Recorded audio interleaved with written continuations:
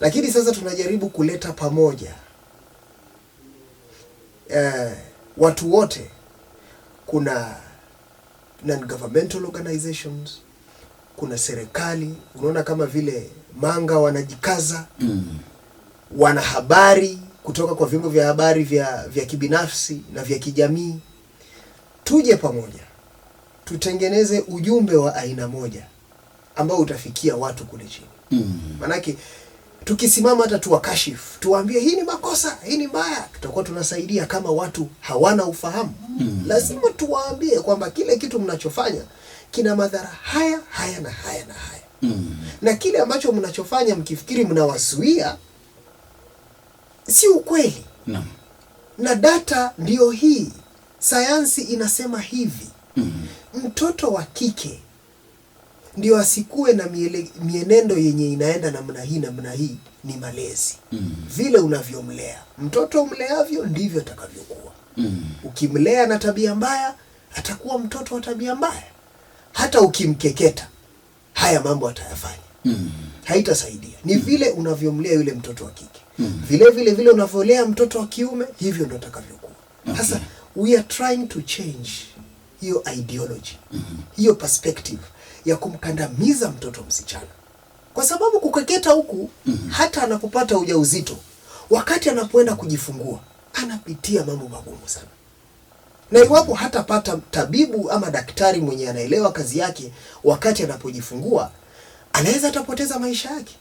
Sasa hapo ndio Gabriel kuna tatizo. Hasa kwa mfano hili eneo letu la Gusii, ukiketi na wazee wanakueleza siku zao. Mama hata angeenda shambani, anarudi kama akona mtoto amejifungua, hahitaji hata tabibu. Na walikuwa wanakeketwa. Lakini leo ukiangalia hawa ambao labda hawajakeketwa, wengi utapata kwamba kule hospitalini wanazaa kupitia kwa upasuaji, jambo ambalo alikuwa wakati ule. Mitazamo mingine, kwa mfano ukiangalia labda familia nyingi wakati huu utapata labda mtoto amezalia kwa nyumba nje ya ndoa, na mambo kama hayo, ndoa nyingi zinavunjika, watu wanatalakiana. Lakini mambo haya wakati wazee wanakiti kuyangalia, hayakuwa enzi zao wakati walikuwa wanakeketa wasichana. Inakuwa kazi ngumu sasa kwenu kama wanasayansi na wale ambao wanatetea haki hizi, kuweza kuuza hii agenda kwa hasa jamii na wale ambao bado wanaamini katika tamaduni zao. Mambo ya mwanamke kujifungua akiwa peke yake shambani nimeyasikia. Nimeyasikia kila mahali. Ati sijui mama alitoka asubuhi akiwa mjamzito alafu akarudi na mtoto. Anarudi na mtoto peke yake. Kwani mwafikiri kujifungua ni kazi rahisi? Hayo mambo hata kama yalikuwa yanafanyika ilikuwa ni 1 chini ya 100 ama 2 chini ya 100. Kujifungua sio kwenda haja kubwa ama kwenda haja ndogo.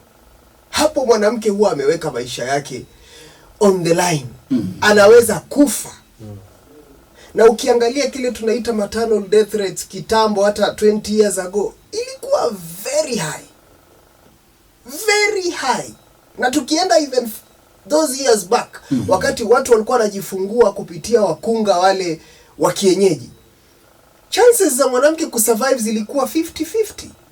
Sasa hii ukipeleka mke wako hospitali akona 90-95 chances za kusurvive. You're almost sure kwamba mimi hapa naenda kupata mtoto. Sasa hayo mambo sijui mzee alisema kitambo mama alikuwa anarudi na mtoto na amekeketwa, hizo ni hekaya tu. Kina mama walikuwa wanakufa wengi sana wakati wa kujifungua. Na hayo ndiyo mambo yenye tunataka kubadilisha. Hatutaki wakati mwanamke anaenda kujifungua ikuwe ni kana kwamba sasa ni 50-50. Kwa sababu tumeshikilia lazima tukekete. Ukweli wa mambo ni kwamba wakati unapokeketa mtoto wa kike, inapofika wakati anapata ujauzito, anaumia kweli. Na anaweza kufa hata wakati anapoenda kujifungua. Na madaktari wametoa, sayansi yote hiyo iko available na inaonyesha vile hizo effects zinakuja. Na kitu kingine ambacho watu wapendi kuongelea, unapokeketa mtoto wa kike, utapata kwamba lile tendo hata yeye mwenyewe halifurahi. Tendo la ndoa halifurahi. And sometimes it has what we call counteractive, how do I put it? It is counteractive because wewe utasema kwamba ninapomkeketa ninamzuia. Lakini kuna data inaonyesha kwamba waliokeketwa hawatosheki. Kama hatosheki utafanya nini? Ushamharibu. Yeye yataka tu utaweza? Sasa wewe ulifanya kumlimit. Yeye anataka sasa apate ile kutosheka, lakini hawezi kutosheka. Manake ile sehemu ambayo anaitumia kutosheka umeitoa. Tena kwa kiunyama. Okay. Alright. Kwa sababu tuko na dakika chache, naona tumeanza kuwasha moto na tutakuwa na muda wa kutosha wa kuzima. Nitakuwa narudi kwa Jacob hasa kuzungumzia masuala ya kufunza watu kule mashinani, lakini kabla nije kwake Gabriel, kuna jambo ulisema wakati unazungumzia dhuluma za kijinsia kwamba inaweza kuwa ni kwa mwanamume, inaweza kuwa ni kwa mwanamke. Ukasema kuna zile za kiakili, kuna zile za moja kwa moja physical. Sijui vile umekuwa ukitangamana na watu tofauti jamii mbalimbali, unapoangalia hasa kwa upande wa wanaume wanajitokeza kuripoti mambo haya ya dhuluma za kijinsia ama bado wamejinyamazia? Unajua hapa kwetu, kwa mfano, mwanaume wewe kusema kwamba bibi anakupiga, lazima hautapata nafasi ya kutembea na wazee. Kwa kikao cha wazee unafukuzwa. Asante sana kwa hilo swali. Asante sana umeuliza hilo swali kabla uende kwa rafiki yangu Jacob. Jacob, ukiangalia takwimu, sijui ni 9% peke yake ya wanaume ambao wao wanaripoti dhulma. Only 9%. Out of a probable 100%. Hatuzungumzi. Wanaume wanaumia. Ndio maana unapotazama taarifa za habari, mwezi hauishi. Hata juzi imekuwa Uasin Gishu. Mwanamume ameamka amechukua panga, amekata bibi, amekata watoto. Tunabaki tukishanga. Nini kwani kilifika namna hii? Kwa sababu hatuzungumzi. Na katika ile kampeni ambayo tunayoiendesha ni kwamba toka uzungumze, upate usaidizi wa kisaikolojia. Ukipigwa haimaanishi kwamba wewe you are weak. Ndoa zina matatizo huko nje, na si wewe peke yake ambaye unapitia. Usikae ungoje paka ifike mahali utake kutoa uhai watoto wako, utake kutoa uhai mke wako. Wengine wanakata mpaka mother in law kama wanaishi. Yani sasa hasira inakuwa ni maafa. Kuna wakati Kakamega mtu ameamka saa 9 asubuhi, akaanza kuita one relative after another. Akiita relative, panga 9 ukafa. Na wengine wakaje aliua watu 9 the same night. Miaka 6-7 iliyopita. Kwa nini ifike hapo? Wanaume tutoke tuzungumze. Kupigwa na mwanamke haimaanishi kwamba you are weak. Toka zungumza, useme niko na tatizo na naomba usaidizi. Na yule mwanamke pia anaweza chukuliwa hatua ya kisheria, manake sheria haijui mwanamke, haijui mwanamume.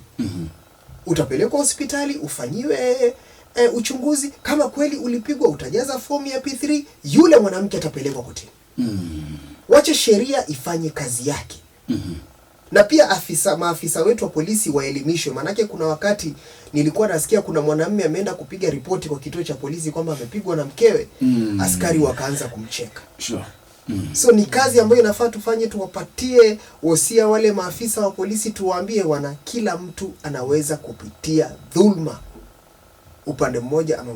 Na nikimalizia, ya kisaikolojia pia ni mbaya sana, na hiyo utapata sana watu kama ni wawili kwa ndoa wanatesana wote, hawapigani. Wanatesana kisaikolojia, hawazungumziani, wanaonyeshana madharau, kuna chuki, kuna hasira, alafu kesho unasikia watu wameuana kwa nyumba. Tunabaki tumeona kwa TV mili ikipelekwa kwa magari ya polisi, ikipelekwa mochari, tunajiuliza ilifika wapi hawa watu wakafika hapa? Kwa sababu hatuzungumzi. Tutoke tuzungumze. Hakuna mwanadamu aliyekamili. All right.